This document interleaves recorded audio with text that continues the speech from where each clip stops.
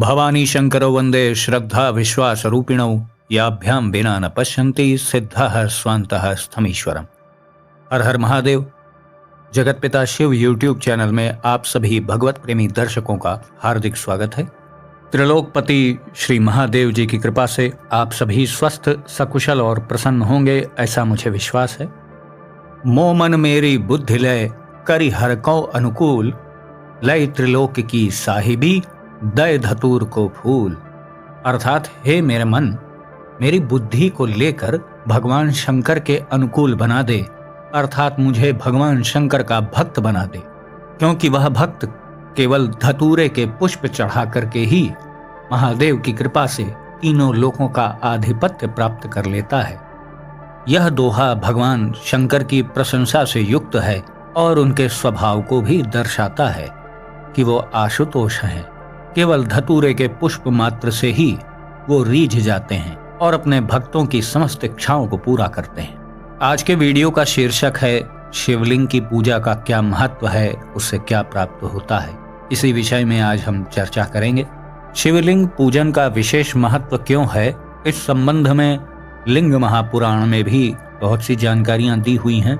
वैसे तो सभी पुराणों में शिवलिंग के महत्व को और शिवलिंग की पूजा विधि के विषय में बताया गया है, लेकिन लिंग महापुराण में शिवलिंग के संबंध में जो बातें आती हैं वो अति महत्वपूर्ण हैं और आप सभी शिव भक्तों को वो जानना चाहिए। इस अखिल सृष्टि में, संपूर्ण ब्रह्मांड में एक भी ऐसा सर नहीं है जो महादेव जी के चरणों में झुका नहीं, जो सभी से पूजित हुए हैं, जिनका पूजन सभी ने किया है, उनको भी महादेव का ही पूजन करना पड़ा है, तभी वो श्रेष्ठ स्थिति को प्राप्त कर सके और महादेव के चरणों के प्रताप से ही युगों युगों तक उनका नाम जीवित है। भगवान शिव को ही भोले भंडारी कहा जाता है।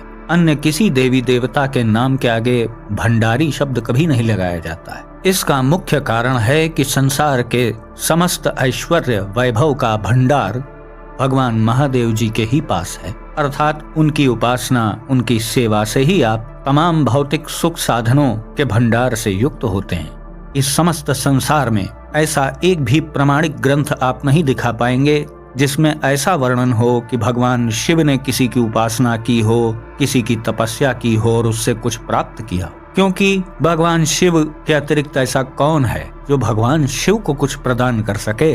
अर्थात भगवान शिव ही सबके दाता हैं, उन्हें किसी से कुछ प्राप्त करने की जरूरत नहीं है, वो सबको देने के लिए ही बैठे हुए। ऐश्वर्य, वैभव, धन, संपदा, प्रतिष्ठा, कीर्ति, सम्मान, सब कुछ वो अपने भक्तों को प्रदान करते हैं। लेकिन इतिहास उठा के देखिए कि महादेव जी को हर बार विष का प्याला ही पीना पड़ा है। कभी कालकूट विष का प्याला तो कभी अपमान रूपी विष का प्याला। हालांकि अपमान करने वाले को उसका परिणाम भी विधिवत रूप से भुगतना पड़ा है, लेकिन इस बात से यह तो सिद्ध हो जाता है कि महादेव जी के जैसा विशाल हृदय वाला इस संपूर्ण सृष्टि में कोई दूसरा नहीं है।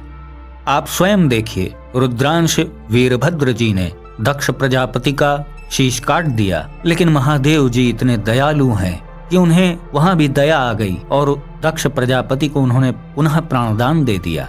भले बकरे का ही सिर लगाया, लेकिन उनका जीवन तो नष्ट होने से बच गया। भगवान महादेव जी जब किसी को दंड देते हैं तो उसमें भी उसका कल्याण ही छुपा होता है।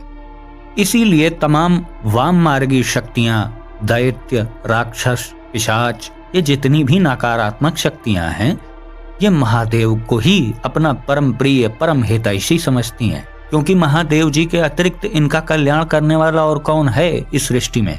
तो आप ये विधिवत जान लें कि एक परमाणु से लेकर के ब्रह्मलोक पर्यंत जो कुछ भी है वो सब महादेव जी के एहसान तले दबा हुआ है, उन्हीं की कृपा से है, उन्हीं की प्रभुता से है। भगवान श्री कृष्ण भी स्वीकार करते हैं कि महादेव महादेव रटन करने वाले के पीछे मैं नाम श्रवण के लोभ से फिरता रहता हूँ। भगवान श्री राम ने स्वीकार किया कि बिना शिव के राम का अस्तित्व ही नहीं है। इस सृष्टि के पहले गुरु भगवान महादेव जी ही हैं। उन्होंने ही सर्वप्रथम सप्तऋषियों को ज्ञान प्रदान किया था। और तो और यह भी प्रामाणिक रूप से सिद्ध हो चुका है कि समस्त संसार में सबसे प्राचीनतम नगरी कोई है तो वो काशी है, और इस संसार में यदि प्राचीनतम विग्रह कोई पाया गया है तो वो शिवलिंग के रूप में ही पाया गया है। वो अन्य कोई मानव आकृति वाली प्रतिमा नहीं है। आप स्वयं सोचें, 12 ज्योतिर्लिंगों का जो विग्रह है उनसे प्राचीन और कुछ होगा क्या? केवल महाकालेश्वर जी का ही शिवलिंग आप देख लीजिए, वो कितना प्राचीन प्रस्तर है। वो कोई सामान्य शिलाखंड नहीं है, वो अति प्राचीन स्वयंभू शिवलिंग है। उसी प्रकार जितने भी ज्योतिर्लिंग हैं वो सब अति प्राचीन हैं। आप किसी भी धर्म ग्रंथ को उठा करके देख लें, उसमें भगवान शिव का वर्णन आपको अवश्य मिलेगा और शिवलिंग का वर्णन भी मिलेगा, शिवालय का वर्णन भी मिलेगा और 12 ज्योतिर्लिंगों का भी वर्णन मिलेगा। चाहे जितना प्राचीन ग्रंथ उठा के आप देख लीजिए, इसी से सिद्ध होता है कि समस्त संसार में सर्वप्रथम शिवलिंग का ही पूजन प्रारंभ हुआ था। एक बार समस्त ऋषिगणों ने शिवलिंग के महत्व के विषय में पूछा था, तो माता सरस्वती अंतरिक्ष में प्रकट होकर के क्या कहती हैं, उस विषय में लिंग पुराण में वर्णन किया गया है। अथांतरिक्षे विपुला साक्षात् देवी सरस्वती अलम मुनीनां प्रश्नोय मिति वाचा बभूवः सर्वं लिंगमयं लोकं सर्वं लिंगे प्रतिष्ठितं तस्मात् सर्वं परित्यज्य स्थापयेत् पूजयेत् च तत्। लिंग स्थापन सन्मार्ग निहितस्वायतासिना आशु ब्रह्मांडमुद्भिद्य निर्गच्छेद विशंकया।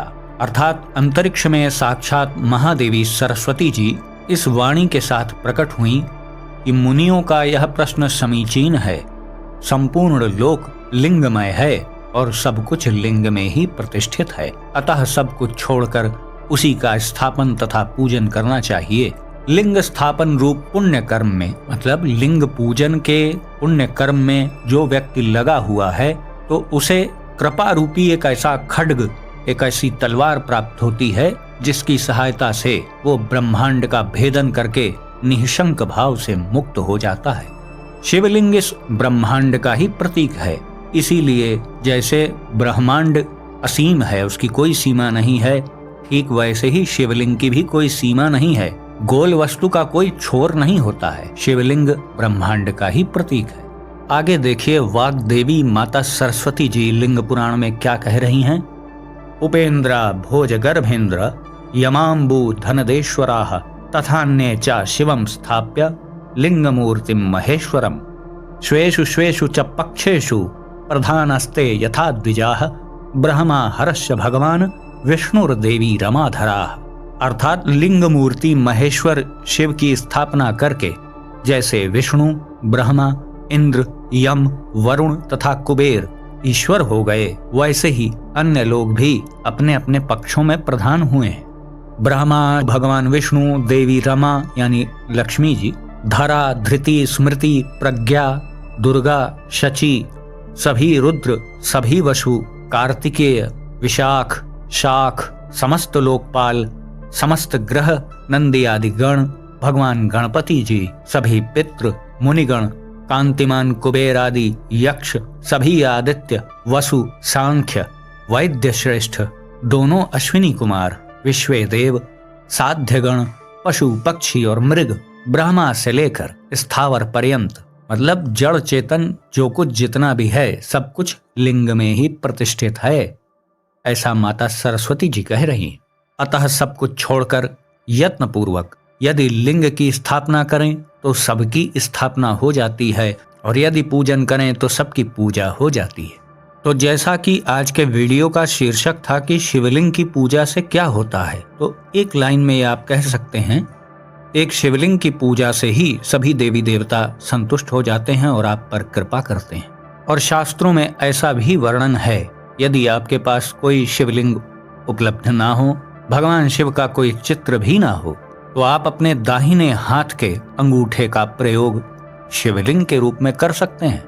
मनुष्यों के दाहिने हाथ के अंगूठे में भी शिव का वास होता है। तो ऐसी अद्भुत विलक्षणता है शिवलिंग में, जिसके पूजन मात्र से ही समस्त देवी देवता संतुष्ट हो जाते हैं और आप पर कृपा बरसाते हैं। तो ऐसे दयालु कृपालु भगवान को छोड़कर किसी और की शरण में जाने वाला मूर्ख ही तो कहा जाएगा। जो भगवान शिव जैसे दयालु कृपालु स्वामी को छोड़कर छोटी छोटी कामनाओं की पूर्ति के लिए इधर उधर भटकते रहते हैं, वो निश्चित ही मंदबुद्धि हैं।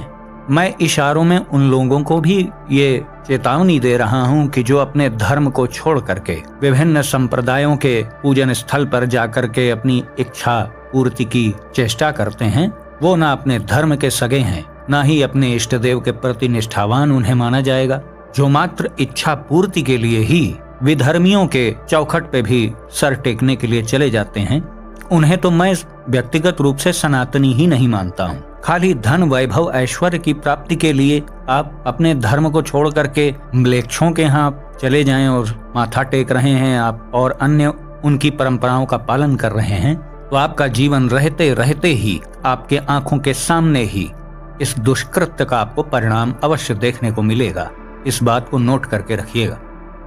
तो आपसे कोई पूछे कि शिवलिंग की पूजा से क्या प्राप्त होता है, तो एक लाइन में आप ये उत्तर दे सकते हैं कि मात्र शिवलिंग की ही पूजा से सभी देवी देवता संतुष्ट हो जाते हैं और हमारे ऊपर कृपालु होते हैं। शिवलिंग पूजा से क्या लाभ होता है, इसे अलग अलग बताने से क्या लाभ है, मैंने प्रारंभ में ही आपको बताया कि शिवलिंग की पूजा से मनुष्य उस योग्यता को प्राप्त कर सकता है जिससे वो इस 84 लाख योनियों के चक्र से ही मुक्त हो सकता है, अर्थात मोक्ष को प्राप्त कर सकता है।